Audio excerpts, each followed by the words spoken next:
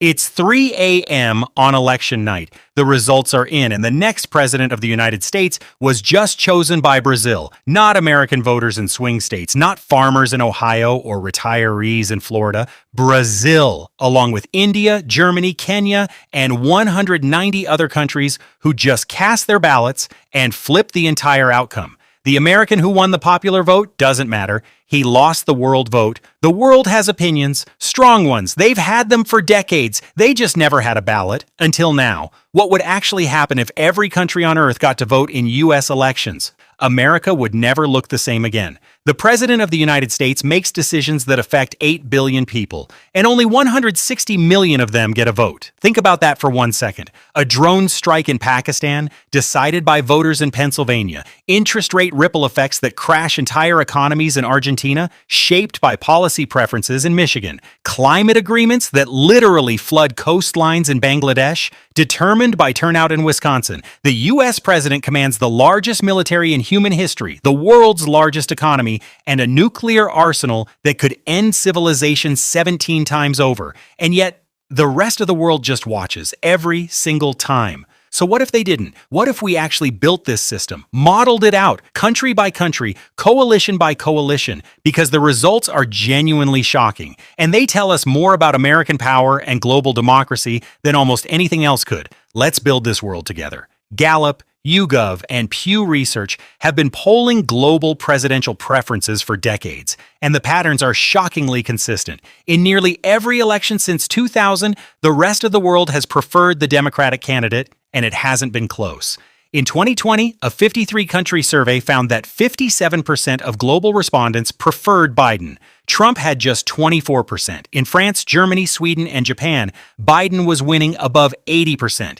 Even in 2004, John Kerry was crushing George W. Bush internationally. The Iraq War made sure of that. But here's what every headline misses. The world isn't just Western Europe. Not even close. Sub-Saharan Africa has 1.4 billion people, and their political priorities look nothing like Berlin or Tokyo. Many African nations have incredibly strong social conservative traditions. Countries like Uganda, Nigeria, and Kenya have populations where over 90% hold deeply conservative social views, according to Pew Research.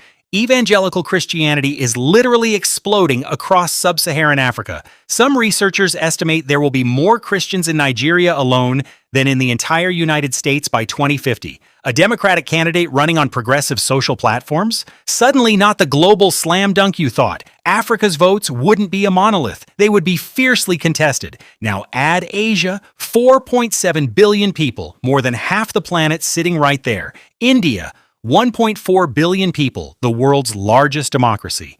Under Modi's BJP government, India has shifted hard toward nationalist politics. Many Indian voters might actually sympathize with economic nationalism regardless of party label. China. Analysts generally agree they prefer less hawkish, more multilateral candidates, though Beijing would never admit it publicly. Japan and South Korea, both sitting under the American security umbrella, have consistently polled pro-Democrat, genuinely terrified of any candidate who might pull troops or question alliances overnight. The Middle East would fracture this global election completely wide open.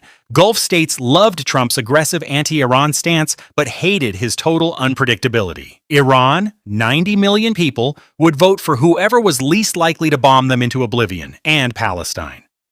Gaza and the West Bank have populations who have watched American policy decisions literally reshape their borders, control their movement, and determine whether bombs fall on their neighborhoods. Their vote wouldn't be a political preference, it would be existential survival. Latin America has a very specific and painful relationship with American foreign policy. The U.S. has overthrown or destabilized governments in Guatemala, Chile, Nicaragua, Panama, and Cuba. Sometimes with elections, sometimes with the CIA, often with both simultaneously.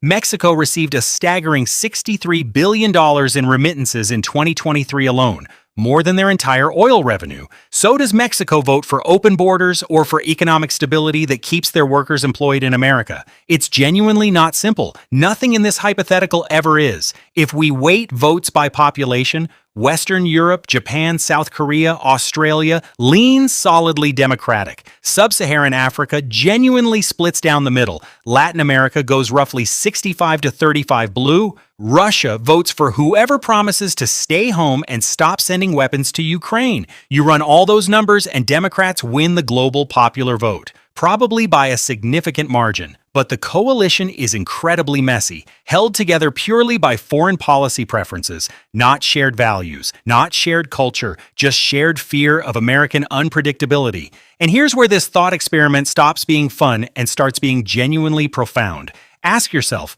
why does the world prefer one type of American leader over another? It's not ideology. It's not even specific policy. It's because the rest of the world is absolutely terrified of unpredictability. A Brazilian soybean farmer cares who wins in Iowa because American farm subsidies affect global commodity prices overnight. A German automaker cares about American elections because tariffs can wipe out entire product lines in a single tweet. A Kenyan finance minister cares about the U.S. Federal Reserve Chair, appointed by the president, because dollar policy determines whether their national debt is manageable or completely catastrophic. The world isn't voting for a candidate. The world is voting for their own survival within an American-dominated system. And that, right there, is the single most important political fact of the 21st century that almost nobody ever states plainly. So if this system actually existed, what would change? American candidates would have to campaign globally. Foreign policy would become domestic policy overnight. You couldn't promise rural voters you'd withdraw from NATO if German voters were part of your coalition. Climate denial becomes politically impossible when Bangladesh and Maldives, countries literally disappearing underwater, have votes on your future. The United States has operated as a global government without global consent for nearly 80 years. That's not an accusation, it's just a cold, hard description of reality. And every country that's ever been on the receiving end of American foreign policy, good or bad, has understood this dynamic far more clearly than most Americans ever have or ever will. The fact that this hypothetical seems completely absurd to us, that instinct is itself worth examining deeply, because in what other context do we accept that one group of people makes binding decisions for everyone, while only answering to themselves? We have a word for that. We just never apply it to democracy. If you want to see more thought experiments that actually make you question everything you thought you knew about power and politics, hit subscribe right now, because what happens when we ask the same question about the United Nations will genuinely blow your mind. The world votes every 4 years. It just doesn't get a ballot, yet.